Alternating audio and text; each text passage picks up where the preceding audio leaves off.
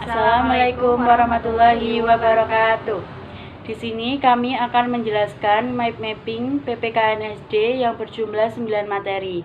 Sebelum memulai menjelaskan, kami di sini akan memperkenalkan diri. Dimulai dari rekan saya. Saya Halimatus Hadiah, NPM 271.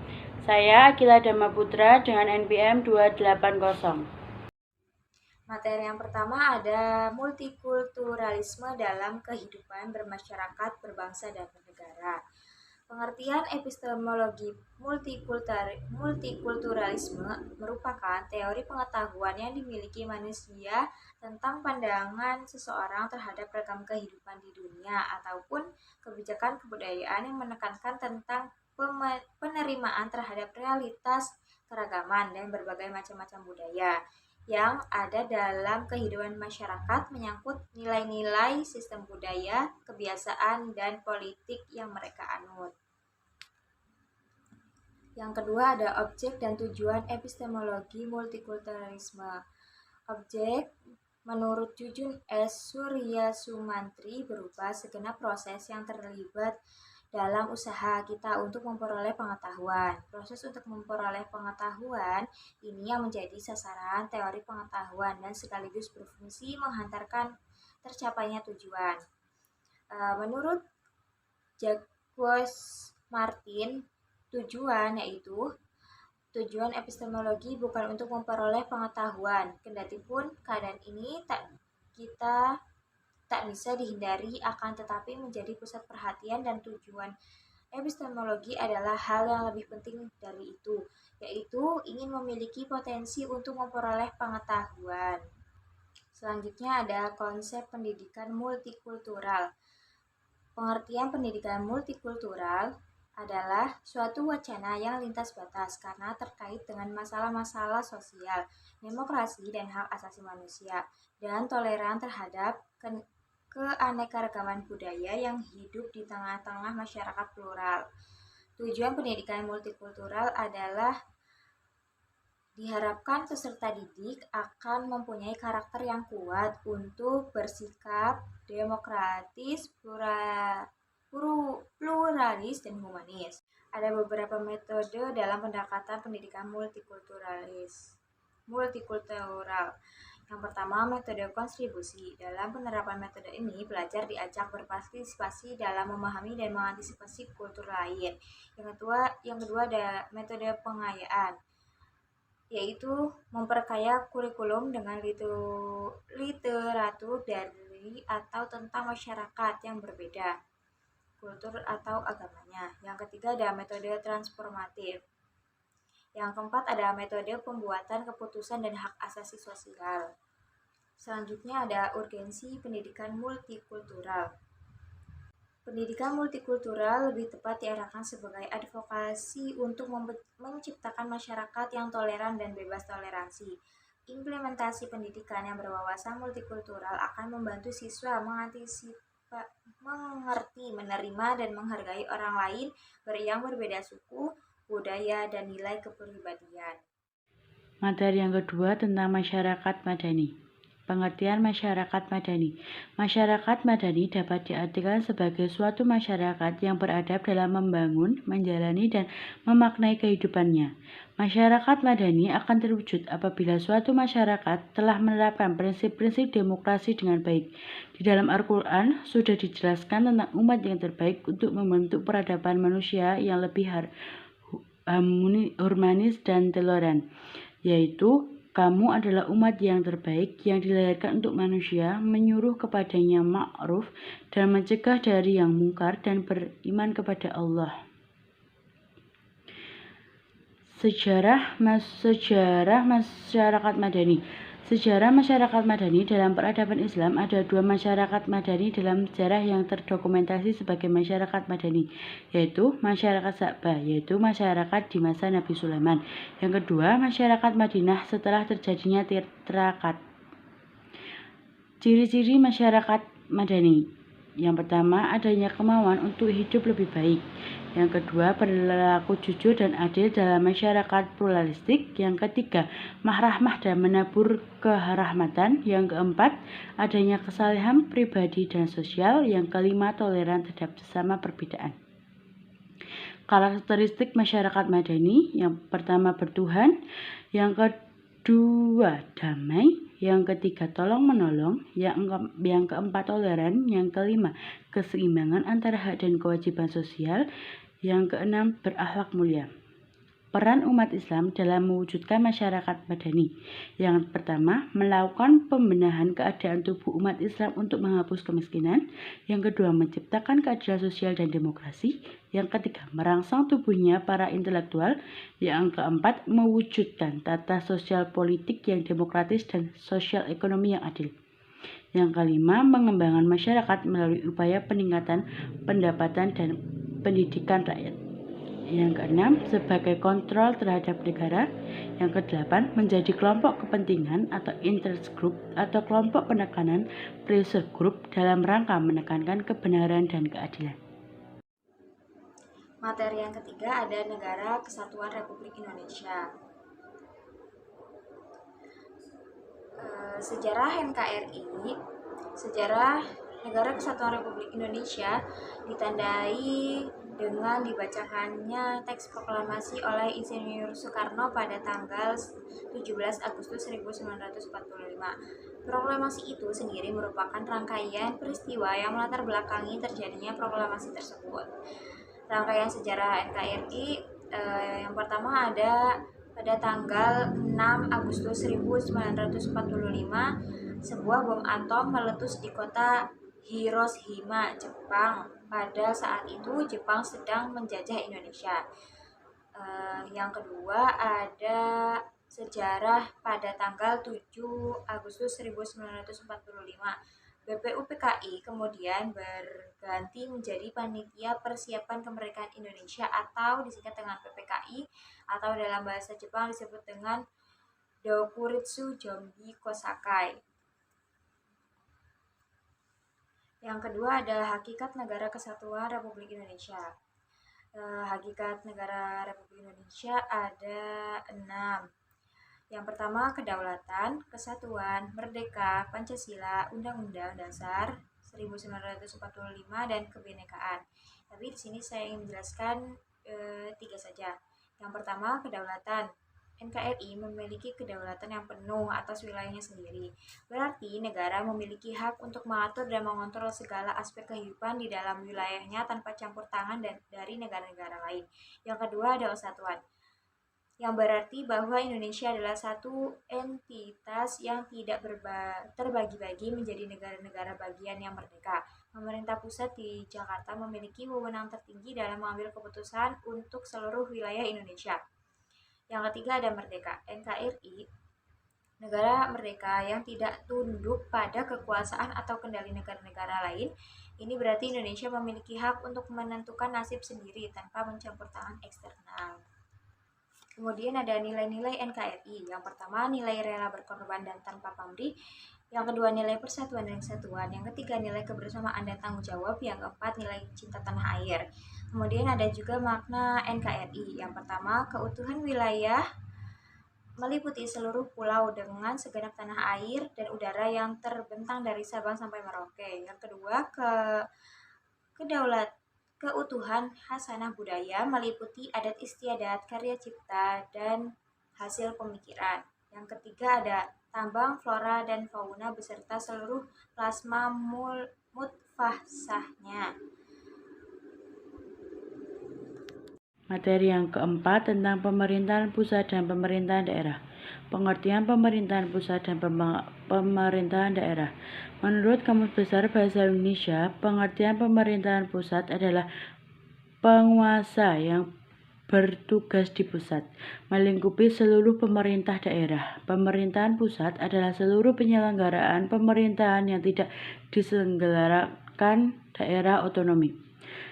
Pemerintahan daerah menurut Undang-Undang Nomor 22 Tahun 1999 tentang pemerintahan daerah adalah penyelenggaraan pemerintahan daerah otonomi dan pemerintahan daerah dari DPRD menurut asas desentralisasi, sedangkan pengertian pemerintahan daerah adalah kepala daerah beserta perangkat daerah otonomi yang lain sebagai badan eksekutif daerah.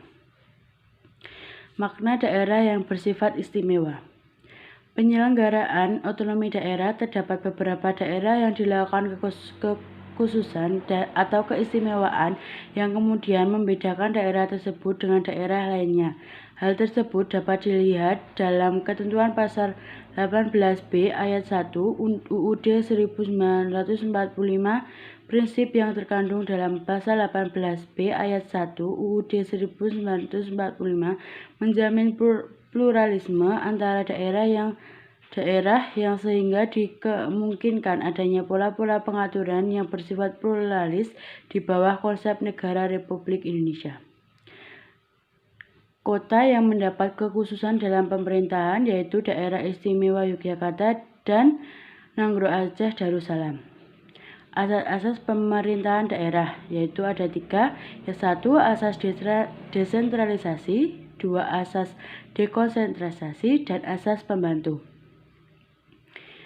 Yang keempat, undang-undang mengatur pemerintahan daerah. Undang-undang yang mengatur pemerintahan daerah ada Undang-Undang Nomor 32 Tahun 2004 tentang pemerintahan daerah.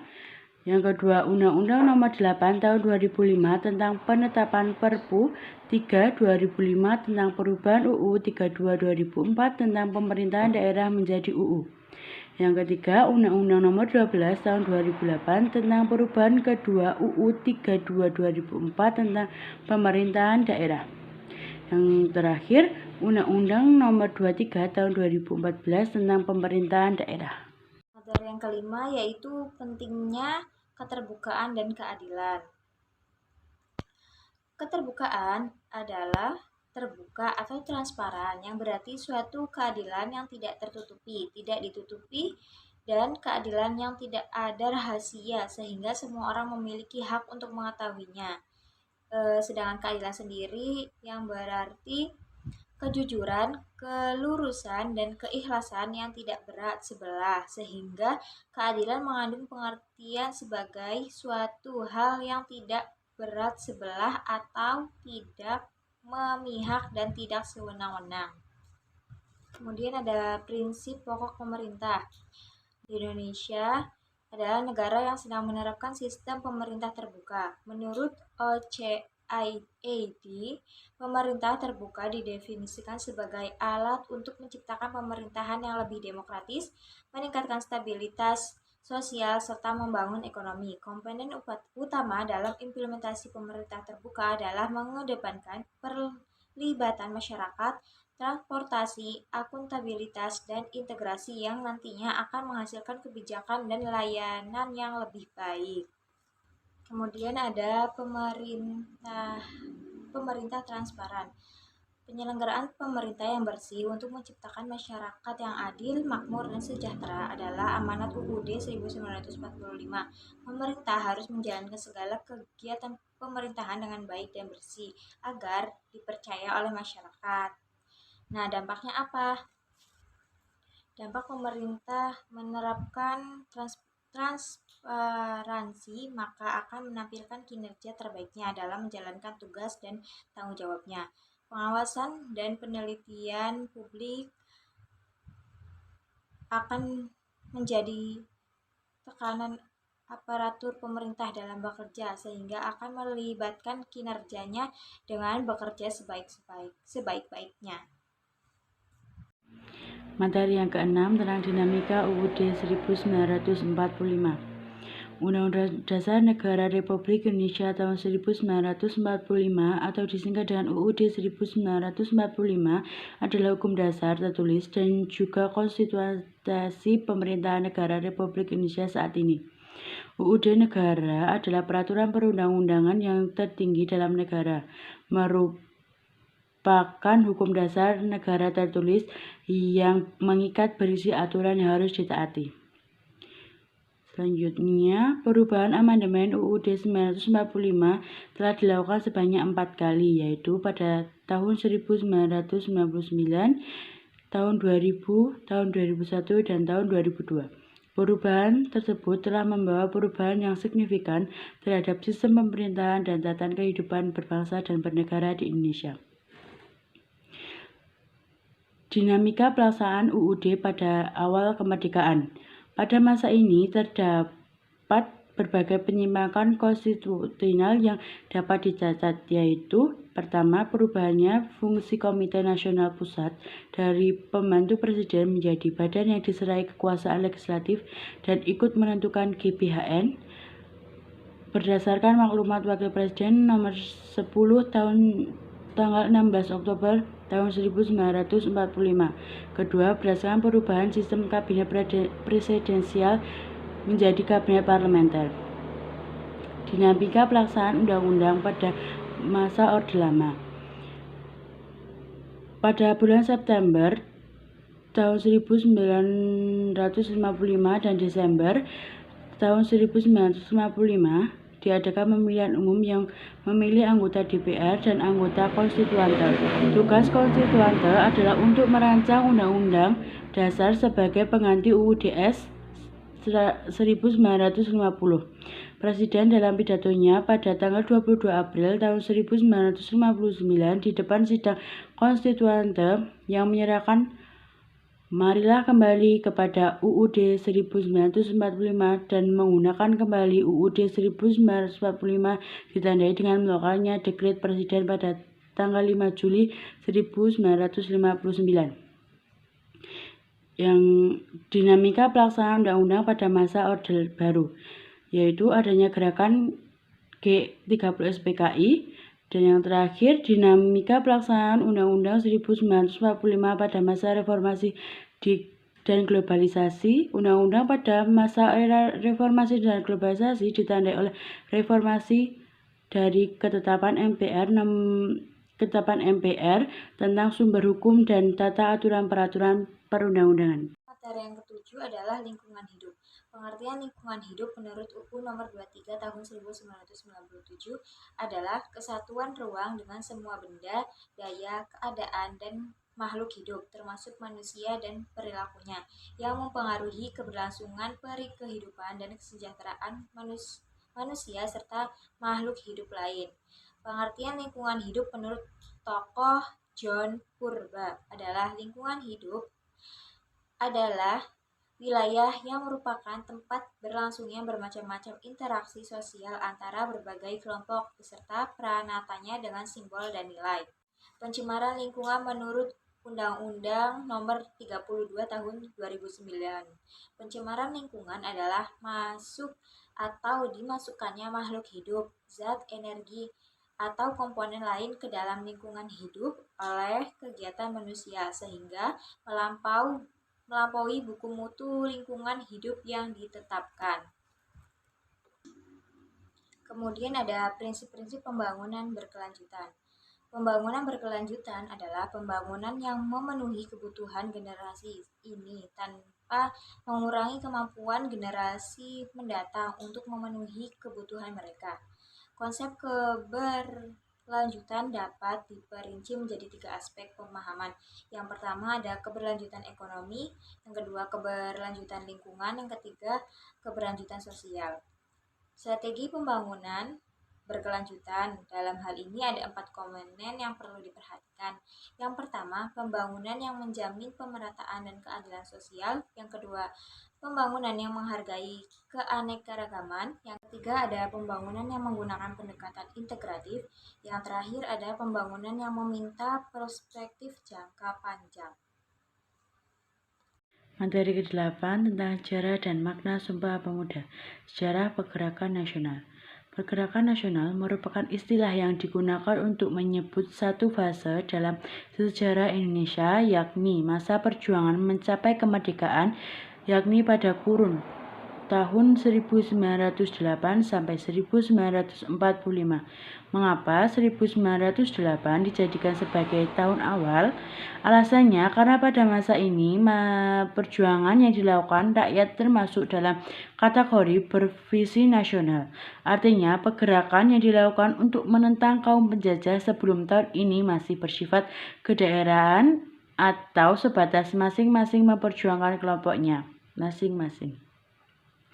Yang kedua, ciri-ciri organisasi pergerakan nasional, yaitu ada 4. Yang pertama, keanggotaan tidak berdasarkan atas suku tertentu. Yang kedua, sebagian besar pemimpin organisasi pergerakan nasional itu berasal dari kalangan terdidik yang memperoleh pendidikan barat. Yang ketiga, organisasi mempunyai tujuan yang jelas bagi kepentingan seluruh bangsa. Yang keempat, organisasi memiliki paham kebangsaan dan nasionalisme.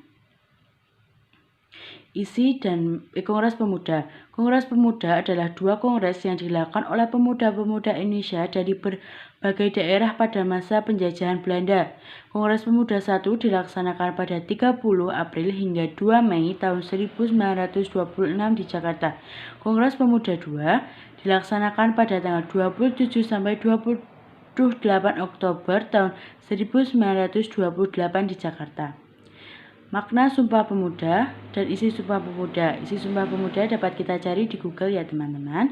Untuk yang makna, yang pertama, untuk menumbuhkan semangat nasionalisme. Yang kedua, mencintai produk asli Indonesia. Yang ketiga, melestarikan kebudayaan bangsa di Indonesia. Yang keempat, menjaga kelestarian alam. Implementasi semangat Sumpah Pemuda dalam kehidupan sehari-hari. Yang pertama, menggunakan bahasa Indonesia dengan baik dan benar, menghargai perbedaan suku, agama, dan budaya, menjaga persatuan dan kesatuan bangsa, membangun bangsa dan negara Indonesia. Ada juga implementasi semangat Sumpah Pemuda. Yang pertama, meningkatkan pengetahuan dan pemahaman tentang Sumpah Pemuda. Yang kedua, mengamalkan nilai-nilai Sumpah Pemuda dalam kehidupan sehari-hari. Dan yang terakhir, menjadi contoh yang baik bagi masyarakat.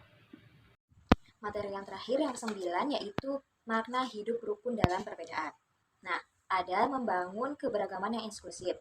Yaitu pendidikan inklusif adalah hak asasi dan merupakan pendidikan yang baik untuk meningkatkan toleransi sosial. Secara sederhana, ada beberapa hal yang bisa kita pertimbangkan, antara lain, pertama, semua anak memiliki hak untuk belajar secara bersama-sama. Yang kedua, tidak ada satupun ketentuan untuk mengucilkan anak dalam pendidikan.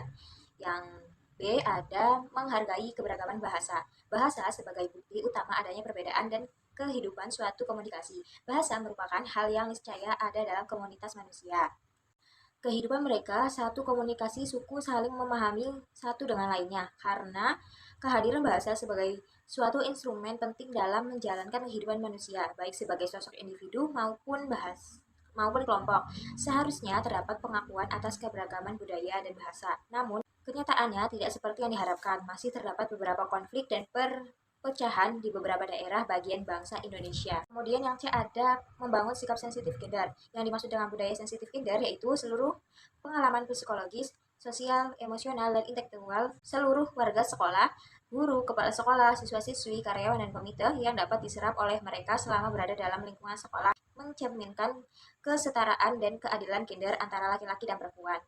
Harapannya untuk masa akan datang tidak akan ada ditemukan lagi stereotipe marginalisasi, beban ganda, dan kekerasan berbasis jenis kelamin, baik di lingkungan pendidikan maupun di luar lingkungan pendidikan. Dalam pelaksanaannya, tentu saja akan ditemukan manfaat serta kendala, tetapi dengan memaksimalkan keterlibatan seluruh warga sekolah, kendala-kendala yang ada tersebut dapat diminimalisasi. Kemudian yang D, ada membangun pemahaman krisis terhadap ketidakadilan dan perbedaan status sosial.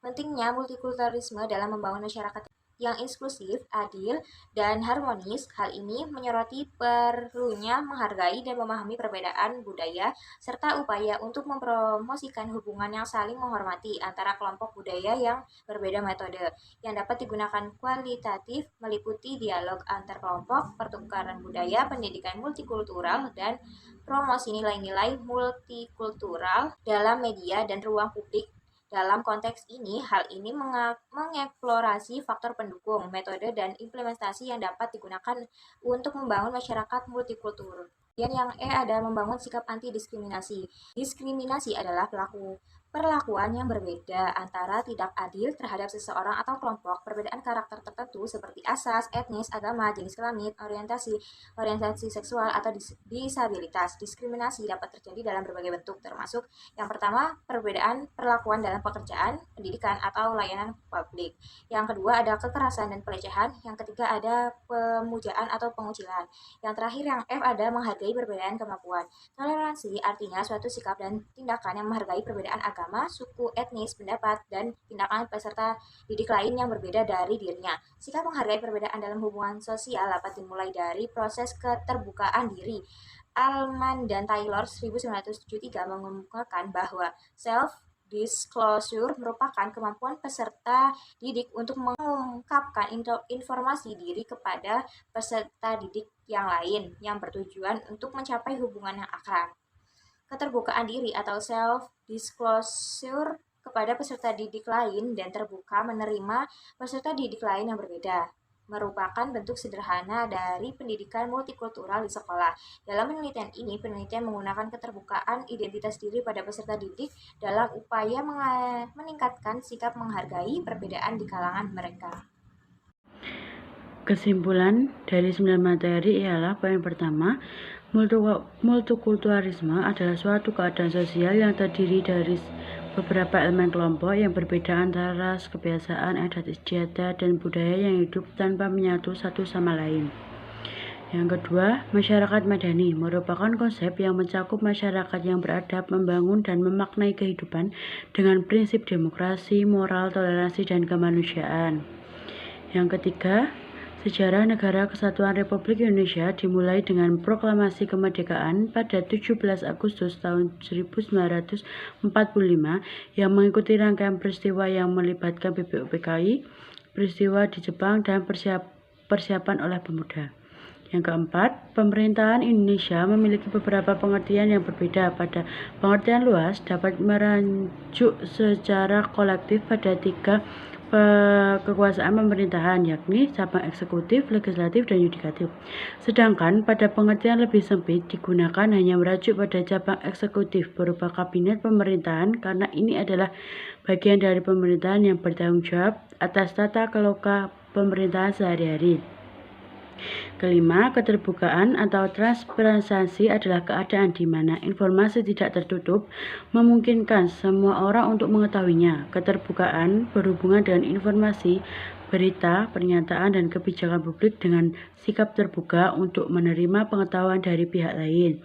Keenam, Undang-Undang Dasar 1945 adalah perundang-undangan yang tertinggi dalam negara dan merupakan hukum dasar negara tertulis yang mengikat berisi aturan yang harus ditaati.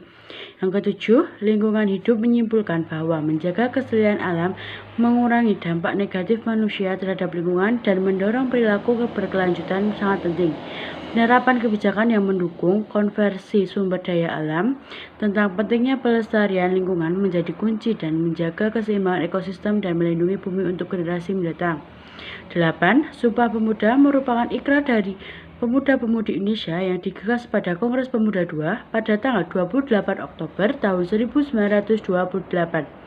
Sumpah Pemuda menjadi cikal bakal pergerakan pemuda untuk berjuang meraih kemerdekaan Indonesia.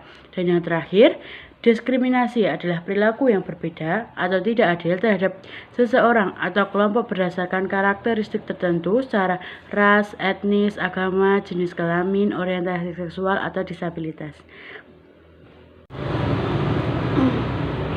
Sekian penjelasan dari kami, ada kurang lebihnya kami mohon maaf.